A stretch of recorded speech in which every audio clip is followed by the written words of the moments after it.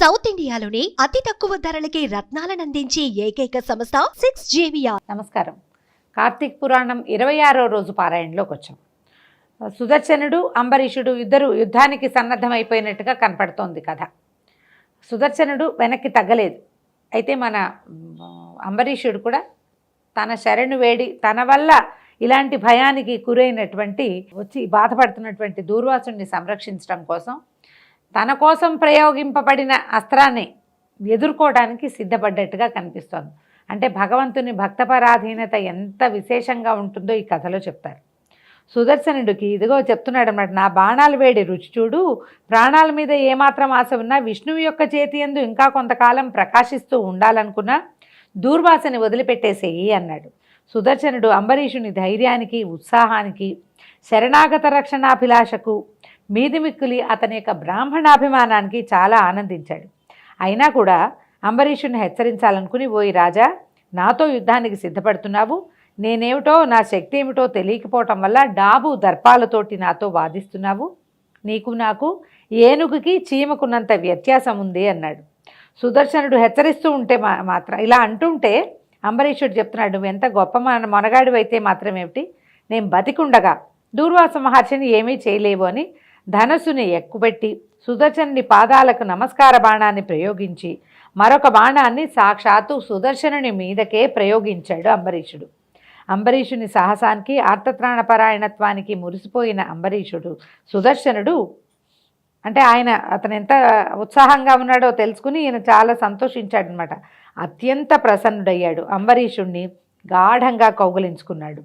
రాజా అంబరీష, నిన్ను కాపాడాలనే ఆలోచనతోటే శ్రీ మహావిష్ణువు మహర్షి మీదకి నన్ను ప్రయోగించాడు. నిన్ను కాపాడడమే నా కర్తవ్యం. నీతో యుద్ధం చేయటం మాత్రం నా లక్ష్యం కాదు. విష్ణు స్తోత్రాలను 3 కాలాల్లో చేసేవారు, దాన ధర్మాలు చేసేవారు, ఇతరులను హింసించని వారు, ఇతరుల ధనాన్ని, పరుల ధనాన్ని ఆశించని వారు, గోబ్రాహ్మణ శిశుహత్యలకు దూరంగా ఉండేవారు, పరస్త్రీల పట్ల మర్యాద చూపించేవాళ్ళు, ఇహపరలోకాల్లో సుఖ సౌభాగ్యాలతో వర్ధిల్లుతూ ఉంటారు. దూర్వాసుని క్షమించి అతడిని రక్షించాలని చూసిన నీ గొప్పతనం పొగడదగింది. నీ కోరిక ప్రకారం దూర్వాసుని విడిచిపెడతానని సుదర్శనుడు అంతర్ధానమయ్యాడు. ఇతరులను రక్షించడానికి, శరణాగతులని కాపాడడానికి, ఇచ్చిన మాటను నిలబెట్టుకోవడానికి ఎంతటి కష్టానైనా ఎదుర్కోవాలి, ఎవరినైనా ఎదిరించాలి, ప్రాణాలు నిలబెట్టడమే ప్రధానమనే విషయం ఈ అధ్యాయం తెలియజేస్తోంది. అయితే ఈ అధ్యాయం చిన్నదండి. ఇక్కడ ఒక చిన్న విషయం చెప్దామని, మనం సుదర్శన చక్రాయుధము అంబరీషుడి మీదకి దూర్వాసుడు శాపం పెట్టగానే అది ఆయన వదిలినటువంటి కృత్య వచ్చేసరికల్లా తనంతట తనమే చక్రాయుధం ప్రేరేపింపబడి యుద్ధానికి వచ్చేసిందని చెప్పుకుంటాం. ఈ విష్ణువు యొక్క ఆయుధాలలో అత్యంత ప్రత్యేకమైనది సుదర్శన ఆయుధం.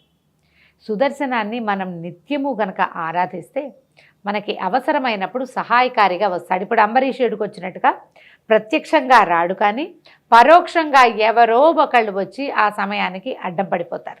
సుదర్శనుడు అంత అద్భుతంగా పనిచేస్తుందట సుదర్శన మంత్రం. అయితే సుదర్శన మాలా మంత్రాలు అవి మనకు కనిపిస్తాయండి. అదే కాకుండా మనం విష్ణువు యొక్క పంచాయుధ స్తోత్రాన్ని కనుక ఈ కార్తీకంలోనే మొదలు పెట్టుకుంటే మళ్ళీ వచ్చే సంవత్సరం వరకు చేసి చూడండి. మనకి ఏదైనా ఇబ్బందులు వచ్చినప్పుడు, ఎక్కడో వర్షం వస్తుంది, చాలా పెద్ద వాన, మనం ఎక్కడైనా చిక్కడిపోతాము, లేదా పిల్లలు ఎక్కడైనా చిక్కుబడిపోయారు, మనమే అర్జెంటుగా వెళ్ళాలి, వాన అడ్డం వస్తుంది, అలాంటప్పుడు కనుక పంచాయుధ స్తోత్రాన్ని చదివితే అది కాసేపు మన పని అయ్యే వరకు మాత్రం అడ్డం పడిపోతుందట. సుదర్శనం చాలా ప్రత్యేకంగా చెప్పబడుతుంది. కాబట్టి ఈ కార్తీక మాసంలో ఏవో రకరకాల స్తోత్రాలు అవి నేర్చుకుంటున్నాం కదా, చదువుకుంటాం కూడా. ఈ పంచాయుధ స్తోత్రాన్ని ప్రయత్నించి చదువుకోండి. పంచాయతీ స్తోత్రం మనకి స్తోత్రనిధి లాంటి యాప్ల్లో దొరుకుతుంది, మనం ఇంట్లో గూగుల్లో కూడా దొరుకుతుంది. విష్ణువు యొక్క స్తోత్రాలు ఉండేటువంటి పుస్తకాలలో కూడా పంచాయుధ స్తోత్రం ఉండటానికి అవకాశం ఉంది. ఎక్కువ స్తోత్రాలు లేవు, ఎక్కువ శ్లోకాలు ఉండవు.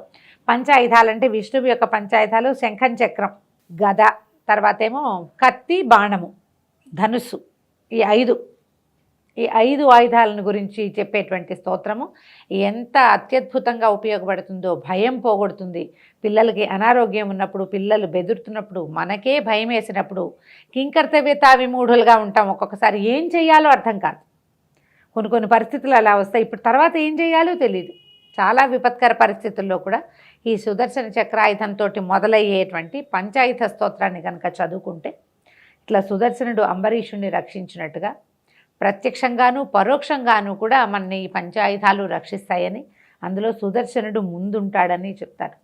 విష్ణు భక్తి కలిగిన వాళ్ళు, విష్ణు సహస్రనామం పారాయణ చేసేవాళ్ళు తప్పకుండా పంచాయుధ స్తోత్రాన్ని కూడా సహస్రనామంతో పాటు ఇది కూడా అలవాటు చేసుకుంటే చాలా అత్యద్భుతంగా మనకి సహాయకారిగా ఉంటుంది. చదువుకుంటే కూడా శ్లోకాలు చాలా అందంగా ఉంటాయండి, మహా రుచికరమైన శ్లోకాలు, వినడానికి మహా బాగుంటుంది. అది 5 ఆయుధాలు ఉన్నాయి కదా, ఆ 5 ఆయుధాల శ్లోకాలని 5 సార్లు చదువుకోవాలి. 5 టైమ్స్ చదివితే ఎక్కువ ఫలితం లభిస్తుంది అంటారు. అంటే 5 లైన్ చక్రంతో మొదలయ్యి ధనుర్బాణాలతో ఫినిష్ అవుతుంది. దాన్ని ఆ 5టిని 5 టైమ్స్ చదువుకుని చివరికి ఫలశ్రుతి ఒక 4-5 శ్లోకాలు ఉంటాయి. విష్ణు సంకీర్తన 1, తర్వాత ఫలశ్రుతి 3. ఇవి చదివితే మనకి ఏ ఫలితం వస్తుందో శ్లోకాలు చెప్తాయన్నమాట. ఆ స్తోత్రాన్ని వెతికి పట్టుకుని చదువుకోండి. ఆల్రెడీ చదివే వాళ్ళు ఉంటే మరింత ఎక్కువగా చదువుకోండి. వాటిని ఎక్కువ సార్లు సాయంకాలం వేళ పారాయణ కూడా చాలా అమోఘమైంది, అలవాటు చేసుకోవాలన్నమాట. అయితే తనని కాపాడమని ప్రార్థిస్తున్న దూర్వాస మహర్షికి అంబరీషుడు నమస్కరించి, మునీంద్ర, నన్ను మన్నించండి. నా అతిథిగా మళ్ళీ మీరు మా ఇంటికి రావడం నాకు ఆనందదాయకం. నా వలన మీకు కలిగిన కష్టానికి నన్ను క్షమించండి. సమస్త ప్రపంచాన్ని భయపెట్టగలిగిన మీకు భయమేమిటి? అకారణంగా నన్ను కాపాడడానికి వచ్చిన దయాస్వరూపులు మీరు. మీ పట్ల నాకు గల గౌరవంతోనే మీకు ఆతిథ్యం ఇవ్వడానికి ఆహ్వానం పలుకుతున్నాను. నా ఆతిథ్యాన్ని స్వీకరించి నా వంశాన్ని కృతార్థులను చేయండి. మొదట కోపంతో నన్ను శపించినా, కోపంతోటో భయంతోటో మీరు మళ్ళీ మా ఇంటికి రావడం నాకు సంతోషాన్నే కలిగిస్తుంది. మీ కారణంగా ఈ మహావిష్ణువు యొక్క అభిమానం నా మీద ఆయనకి ఎంత ప్రీతి ఉందో నేను ప్రత్యక్షంగా చూడగలిగాను. నాకు ప్రత్యక్షంగా తెలిసింది భగవంతుడికి నా పట్ల ఉన్న ఆదరాభిమానాలని మీ వల్లే నేను తెలుసుకున్నాను అని చెప్పి, నీకు పునర్జన్మలు ఏవీ లేకుండా శ్రీహరి సన్నిధిని పొందేటువంటి భాగ్యం కలిగే విధంగా అనుగ్రహించి ఆశీర్వదించండి అని పరిపరి విధాలుగా వినయాన్ని కనపరిచి తనతో భోజనానికి పిలిచాడు. అప్పుడు దూర్వాస మహాముని అంబరీషుని కౌగిలించుకుని, నాయన, ఎవరు ప్రాణాలు కాపాడతారో, ఎవరు శత్రువులకైనా ఉపకారం చేస్తారో అటువంటి వాళ్ళు తండ్రితో సమానం.